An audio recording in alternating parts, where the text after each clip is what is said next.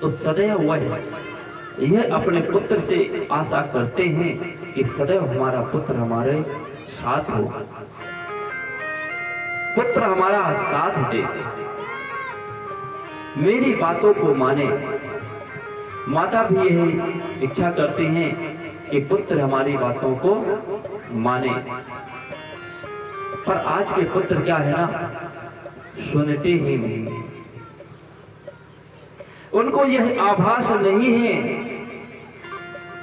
कि मेरे माता पिता कितने कष्ट से, कितने कष्ट उठाकर, कैसे कैसे कार्य करके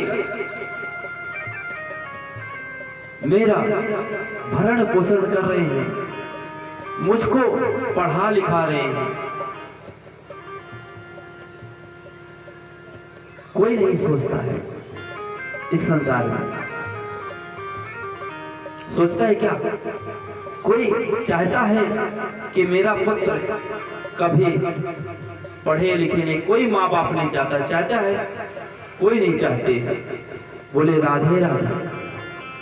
करुणा भरी, करुणा भरी, करुणा भरी। कोई नहीं चाहता है जगत में। चाहता है माता कभी कुमाता नहीं हो सकती है, पर पुत्र कुपुत्र हो जाता है। उसको पिता इतनी मेहनत करके दिन दिन भर मेहनत करते हैं, दिन दिन भर मिट्टी डालते हैं और 2 पैसा लाकर अपने पुत्र को पढ़ाते लिखाते हैं। वही पुत्र पिता के सामने जब खड़ा हो जाता है और पिता से कहने लग जाता है कि पिताजी आप यह बात को नहीं जानते हैं, तब कितना दुख होता है। उस पिता से पूछिए, हृदय फट जाता है।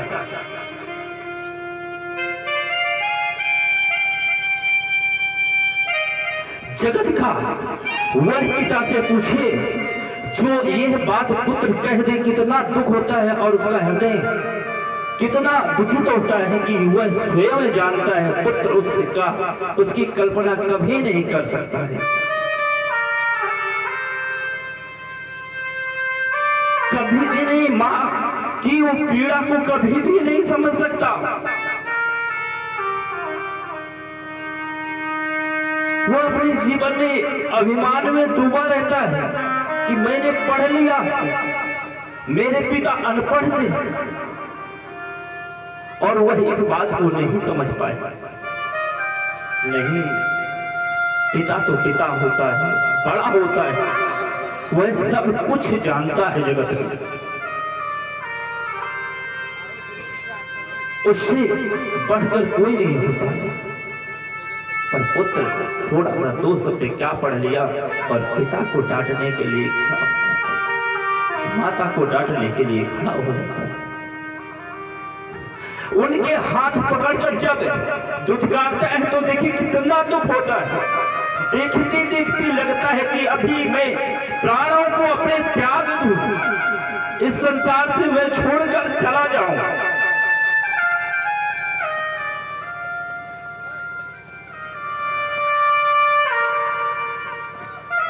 ये जीवन का सबसे बड़ा सत्य है। पुत्र जो कार्य करते हैं ऐसा कभी किसी पुत्रों को नहीं करना चाहिए।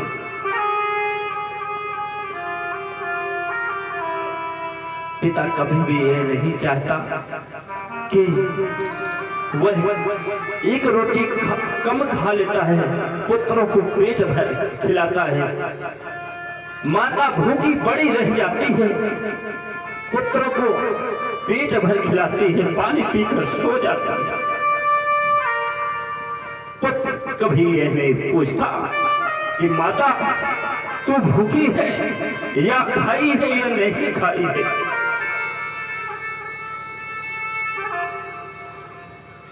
जीवन में ये कभी वह विचार नहीं कर सकता है। उस समय माता को जब याद आता है कि मैंने एक एक रोटी के टुकड़े उसे खिलाई, आज वही पुत्र मुझे एक रोटी के लिए नहीं पूछ रहा है।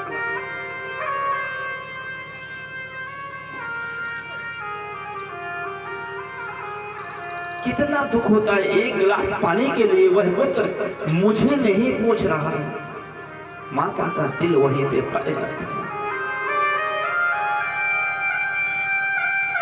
माता ने स्वयं गीले में सोया है और पुत्र को सूखे में सुलाने का प्रयास की है और जिंदगी भर सुलाई है। आज वही पुत्र माता को उंगली पकड़ के चलने में उसे बहुत दुख होता है। ऐसे पुत्र ना होने से तो कुपुत्र होना ही उचित है।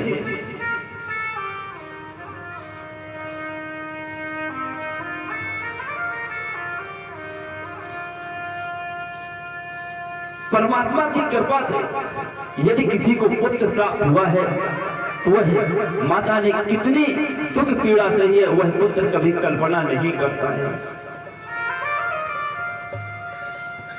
पुत्र क्या 2 पैसे कमाने लग गया, वह सब कुछ भूल जाता है। अपना मान सम्मान सब कुछ भूल जाता है। माँ बाप का वह सम्मान करना भूल जाता है। वह उसकी बहुत बड़ी भूल है।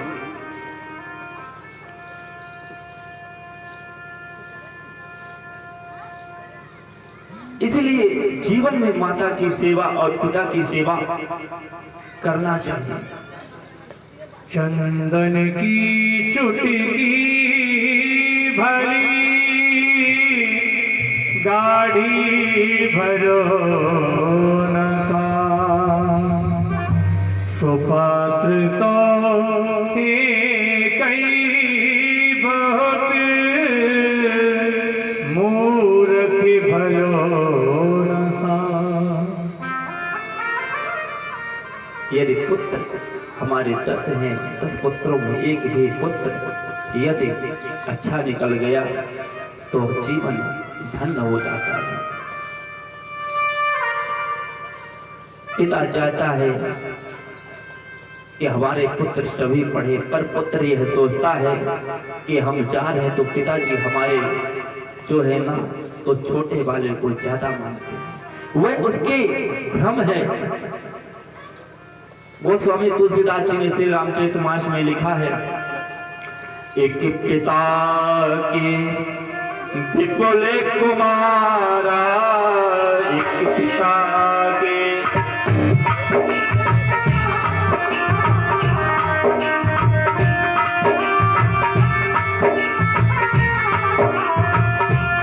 हुए पृथक के गुण शील अचारा,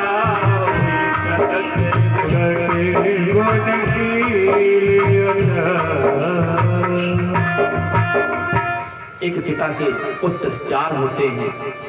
वह पृथक पृथक स्थान पर होते हैं, पर उनकी आदतें अलग अलग होती हैं, पर पिता कभी भी उनमें मतभेद नहीं करता है। उनमें पिता कभी नहीं सोचता है कि यह मेरा पुत्र बड़ा है या छोटा है, सब उसके लिए बराबर है। पर पुत्र यह सोच जाते हैं कि नहीं, पिताजी तो हमारे, माताजी तो हमारे बड़े भैया को मानते हैं, छोटे भैया को मानते हैं। यह अभिमान में वह डूब जाते हैं और वहीं से उनकी नैया डूबना प्रारंभ हो जाती है। वह पुत्र कभी भी सफल नहीं हो सकता है जिसने अपने माता पिता का अपमान किया है।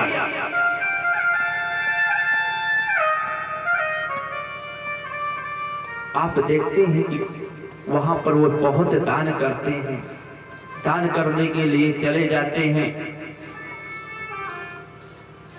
कहीं वृंदावन चले जाएंगे, कहीं हरिद्वार चले जाएंगे, वहां पर दान करेंगे और घर में बूढ़ी माता बेचारे पिता बैठे रहते हैं, भूखे प्यासे बैठे हैं, वहां जाकर करोड़ों का दान करते हैं, कहते हैं कि यह हमने दान किया। अरे वहां ना जाकर दान ना करो, कोई जरूरी नहीं है। दान करना है तो माता पिता को भोजन खिलाओ, दान करना है तो माता पिता की सेवा करो। यदि दान करना है दादी दादा की सेवा करो। सारे दानों से आपको बहुत ज्यादा पुण्य प्राप्त होगा। इससे बड़ा दान कोई दान नहीं। दान तो वो केवल दिखाने के लिए करते हैं, जो वास्तविकता सत्य है उसको नहीं करते हैं। कब करेंगे? पहुंच जाएंगे जब पिताजी स्वर्गवास हो जाएंगे, तब जाएंगे कहेंगे माताजी स्वर्गवास को वैकुंठ धाम को चले जाएंगे, तो जाकर कहेंगे नहीं, हमने तो पिताजी के नाम पर 108 ब्राह्मणों को खिलाया। अरे वो खिलाने से आपको क्या मिल गया? क्या आपको पुण्य मिला?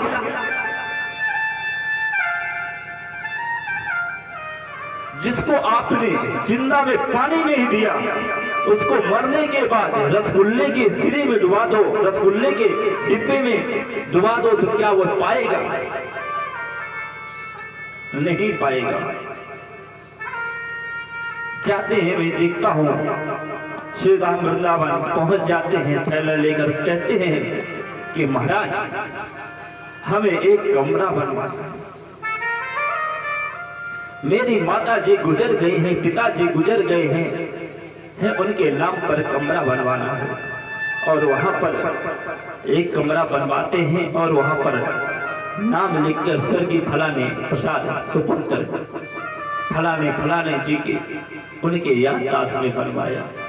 अरे तुमको यदि वही याददाश्त करना था, वही याददाश्त को याद रखना था, तो माता पिता जी की सेवा करते, उनकी दवाई कराते, उनको ध्यान रखते, तो यह आज याददाश्त नहीं लगानी पड़ती।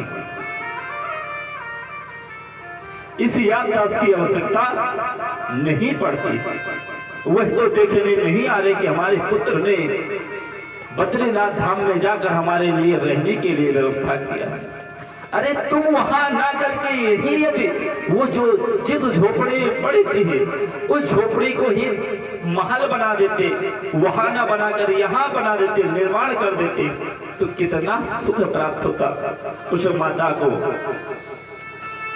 उस पिता को कितना सुख प्राप्त होता। दुनिया का सारा सुख उनको प्राप्त हो जाए। वो बेचारे बिलखती हुई पड़ी रहती है, रोती हुई पड़ी रहती है, एक एक बूंद पानी के लिए तरसती रहती है, उसे पानी तक नहीं प्राप्त होता। प्रातःकाली उठ के रघुनाथा, माता पिता गुरु नावे माता।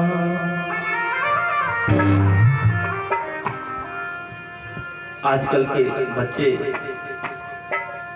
जो है ना, पहले तो बड़े बुजुर्ग हुआ करते थे, तो अपने माता पिता जब सोकर उठते थे तो उनके चरणों को प्रणाम किया करते थे, हाथ के दर्शन किया करते थे।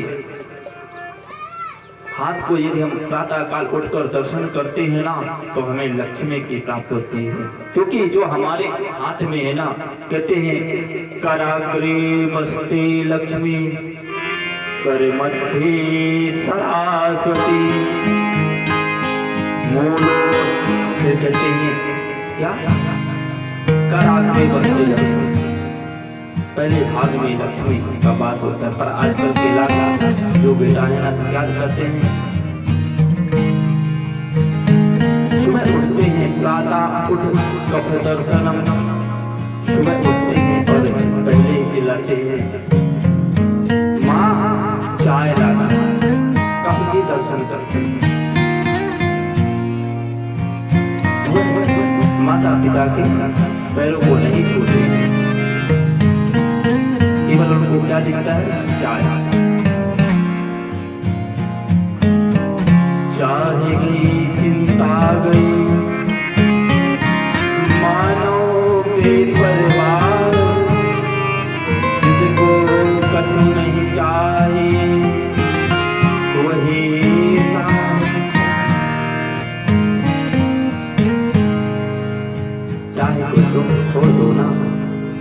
दुनिया में आपको किसी प्रकार की शिक्षा नहीं होगी। आप सदैव सुखी रहेंगे। आज माता कुंती प्रभु से कहती है, हे प्रभु, आपने हमें सब कुछ दिया है, हमें ऐसे पुत्र की प्राप्ति कराई है कि सदैव हमारी आज्ञा का पालन करते हैं। कभी भी मेरी आज्ञा का नहीं काटा है और आज्ञा को कभी भी नहीं मानने से मना किया है। माता कुंती ने भगवान से सदा मांगी है और प्रभु ने कहा है, बुआ मैं ये नहीं कर सकता हूँ, और बुआ को आशीर्वाद प्राप्त किया है और अपने द्वारिका के लिए चले जाते हैं। कन्हैया द्वारिका के लिए गए हैं, कन्हैया को पहुँचाने के लिए अर्जुन वहाँ से गए हैं, साथ में अर्जुन ने पहुँचाया है। वापस अर्जुन आते हैं और सुनते हैं यहाँ युधिष्ठिर जी देखते हैं कि अर्जुन रो रहे हैं। पूछे में अर्जुन क्यों रो रहे हो, कारण क्या? अर्जुन नहीं बता रहे हैं कि कारण क्या है। तो कहते हैं, बहुत ज्यादा पूछते हैं कि अर्जुन बताओ कारण क्या है, ऐसी क्या बात हो गई जो आप इतने दुखी हैं। हुआ भी वहाँ खड़ी है, वहीं पर हुआ ने कैसे सुना है कि अर्जुन ने बताया है कि जो हमारे कन्हैया थे वह अपने धाम को चले गए। जो है ये तो बच्ची थी ना, तो आपस में ही एक दूसरे को मार दिया है और आपस में ही एक दूसरे लड़ गए हैं और कन्हैया वहां से अपने धाम को चले गए। क्योंकि संत ने जैसे मजाक किया है, उन्होंने संत जी ने श्राप दिया है और श्राप जैसे दिया है, उस श्राप की वजह से आज कन्हैया चले गए हैं। वहाँ पर माता कुंती खड़े खड़े सुन रही है और जैसे ही माता कुंती ने कन्हैया का नाम सुना है तो राम चलकर वहीं पर धरती पर गिर गई है और गोविंद का नाम लेकर वो लोग धाम को प्रस्थान करें।